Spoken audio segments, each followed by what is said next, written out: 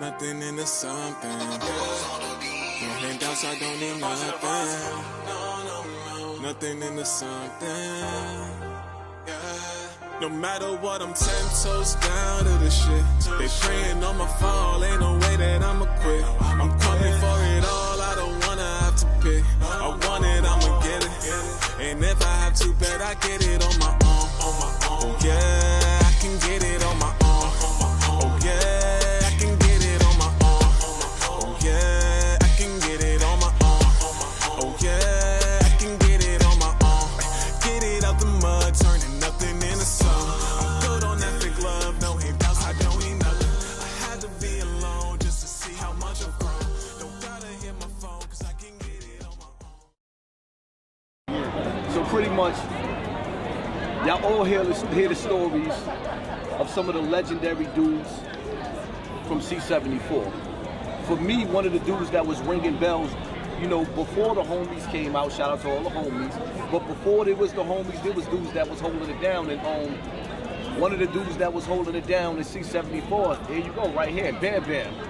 When you hear about C-74, Mark 9, that's Mark 9 right there. You know, and also, before Haas was coming outside, before Poppy was coming outside wilding, you know, this is who I was coming out. I don't even think Bam even remember when dudes was bothering me. Bam and Ralph was chasing him away, like, leave him alone. You know what I mean? I had to come through the ranks. But more or less, when you hear about C-74, man, you can't speak on C-74 without speaking on Bam. He put C-74 on the map. And that's my personal opinion, man. You hear a lot of names, but there was a lot of wars going on in C-74, Mark 9, 2 Upper, 4 Main, House of Pain. But you know what I mean? Here he is to tell his story. It was also a Virgo thing. It wasn't no click thing. It was always a Virgo thing. Brooklyn, Queens, Manhattan, Bronx, always been. Right. Mark 9 was South Side.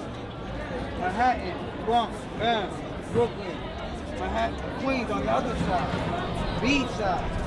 I could give you the scenario, you know what I'm saying? Because he got touched. Right. Everybody got touched back then. Because it was real. You know what I'm saying? It was real.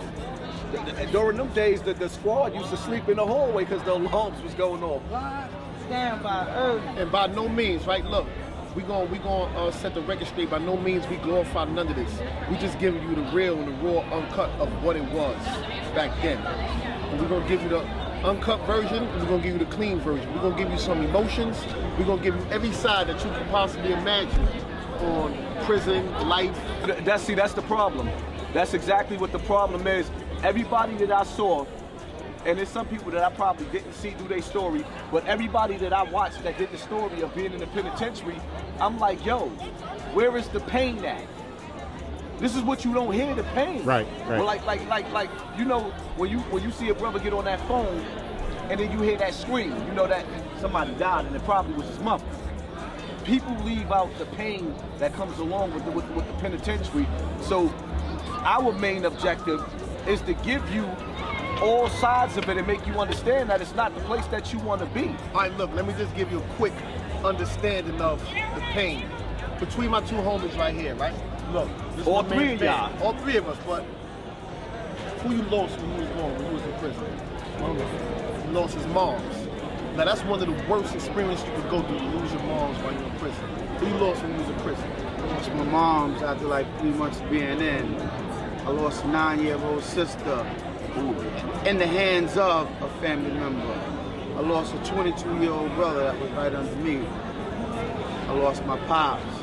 I mean, that was the worst part of the day. You know what I'm saying? And like you said, a lot of people don't give up those aspects of it. You know what I'm saying? But then you got, you know, you become,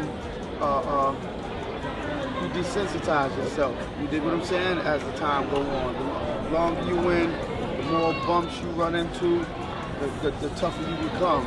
And when I say tough, I'm not talking about the screw face tough, because you develop this protection mechanism. And that protection mechanism is so ill, because I could go through stuff like that, go in my cell, deal with it, and come out, right?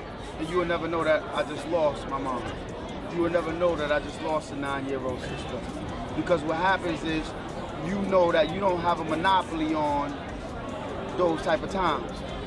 there's a bunch of people right surrounded with you that goes through that. Right. So it becomes like, okay, yeah, you know, I lost my mom's too. You dig what I'm saying? I lost that too. So what happens is you don't want to infect other people with that, what you going through. Right. So one of the safe havens that we had was we had a crew. Me, the band, my man Rush, and there's a gang of other people, right? But we had a strong circle. That's why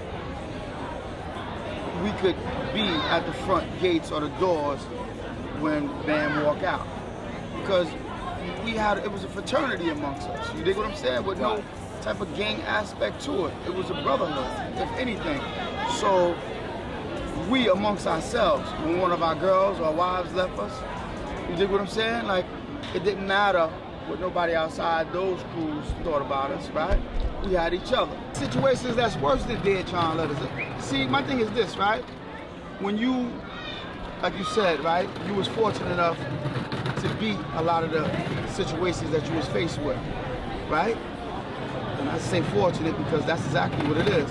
So you didn't have to experience, because the longer the road, the more opportunity that you get to encounter and experience different things, right? Now, to the outside, a Dear John letter is known, it's famous, right? Now let's what you just said. When a female break it off with you. Now can you imagine being married to somebody and they don't break it off with you? And you go out on a trail visit and you expecting to see her and she don't show up? Now you gotta walk back to the compound with your motherfucking bags and everybody is sitting there saying, yo, what's up? Meaning those that's real close with you. But then you got some other dudes that's sitting around, oh yeah, that bitch ain't come, see that nigga, fuck that nigga. Right? Because they already feeling the way that they ain't going, right? So you always got those that envied you on the way out the door. But then they go on the trailer, and they think you all that. So now here it is, like you said, a motherfucker cut you off. So imagine a motherfucker that don't cut you off, you speak to them the night before, and you think it's all good, and they don't even show up. Dear John letter can't fuck with that one, right?